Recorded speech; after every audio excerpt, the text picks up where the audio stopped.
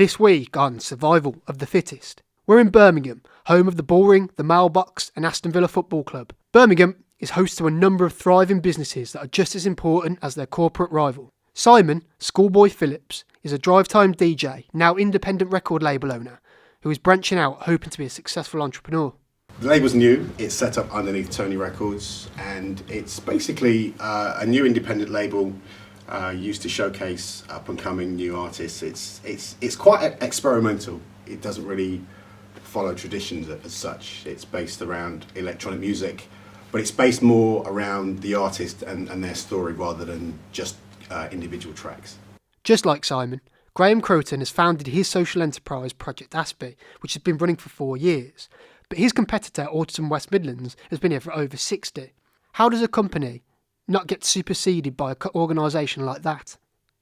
Well, Project Aspie is an organisation that helps people into work. That's a big area that we want to do. We want to get these people into work. We also want to help students, people at university, because I personally believe a lot of the lecturers and all the teaching staff, they're not really educated on helping these people. So overall, that's what Project Aspie is. It's an organisation that clearly wants to get people with a condition, give them the confidence and the motivation they need to live a healthy and independent life. Graham has Asperger's syndrome himself. However, he feels that this isn't a setback, but a useful tool within his arsenal. My tools I always give people when I do talks is you can't hide behind the condition, you've got to get out there. I never had the help. So that's a big ethos I do with Project Aspie. It's all about getting into giving people opportunity, most importantly. Birmingham's been good to both of these companies, but any company can be doing better. Is there support and guidance for people like this that can enhance their status? Birmingham's a good place, you know, it's the second city, it's got a great underground music scene, very, very diverse.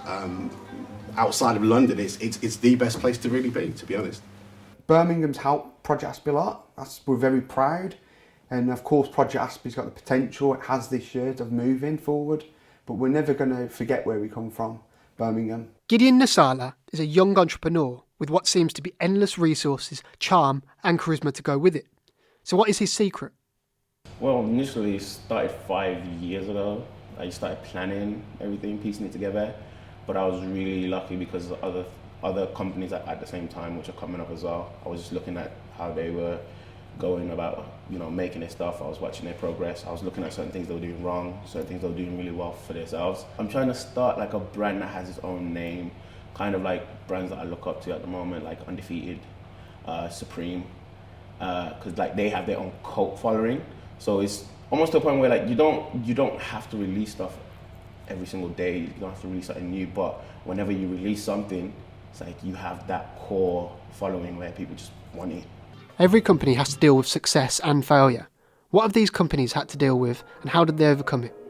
Yeah, some of the major setbacks that we've had to overcome, one of the major ones was really the issue was like money, because it's perfect planning for everything, but when you don't actually have the funding to do it, it's like you kind of have to switch up your plans a bit and find ways of doing it without what you've got. I think the biggest obstacle really is finding your area. I suppose when you're in Birmingham, as it's so big, it's finding the relevant audience, finding the right people to match your own expectations. I suppose that's probably the biggest obstacle. And unfortunately, Project Aspie grew when there was worldwide economic problems. Of course, you don't create businesses through when there's economic downfall all over the world with a recession. So unfortunately, Project Aspie was born, created around that period. Most people probably would never have created a business, but unfortunately, Project Aspie evolved from there. And it has been hard. I've been very lucky, to be honest, but I've made my own breaks through hard graft, of constantly persevering. And that's the whole point of being an entrepreneur. You can't get a degree, you can't get a master's, PhD, because you've got to have a bold character personality to be an entrepreneur. You have to overcome failure, you can't be scared of it. Social media is a huge marketing tool in modern society to connect companies to their users. How are smaller companies such as these making the most of it? Social media is important, very important for brand placement and promoting the product. I find that it works in two ways. Again, if you follow tradition, you can become unstuck, but it is important to reaching new audiences. There are two ways that I use social media. Blanket coverage, It's important for release dates, promoting new artists. But I think the best way with social media, I still believe is a personal touch. As much as you can blanket cover a larger audience, I still think social media on a personal scale is important. Reaching people in, say, for instance, Japan and Germany and all over the world. In that respect, it's very important. People say that a lot to me. Of course, you've got social media, which does work, but for me, it's the whole area. I have to get out there every day, phone calls, text. So it's getting the message across, and most importantly, it's also getting out there. And I've got a great team. I'm very lucky. I've got a great team behind me now, who also I'm training them up to follow the ethos. But to get it out, the message out there, I've tried all different areas. The team I have around me, other people around me actually do use social media and they like doing it too. So like for the Instagram page, I actually have someone that actually just controls that. So whatever goes up, but before they put it up, they just show me. We kind of agree on it or not, and then they put it up. We do need to start using other social media networks, like the big ones like Facebook.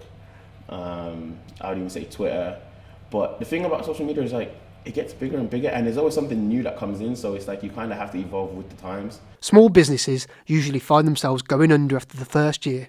How do each of these people ensure that they are going to be on top of the business food chain? Of course, business is business. The guy I'm designing the products was an inventor, but we're creating some new apps that can enhance social skills for people. So it's similar to someone who's got a visual impairment or blind. We're working on some new technology, private technology that can help people with autism enhance their social skills, to help with getting a job or dating. Because a lot of people with the condition, they're blinded through facial postures, they can't read body language.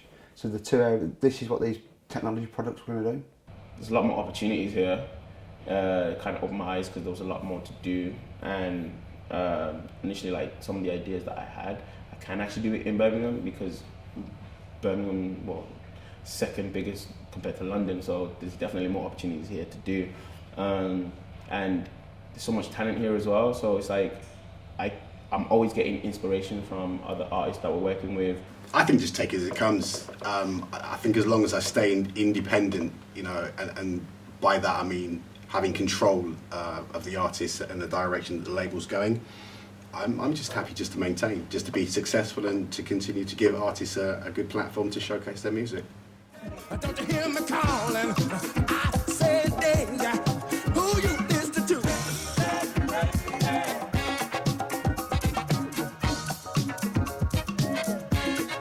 I said, Daisy lady, please let me talk. Check.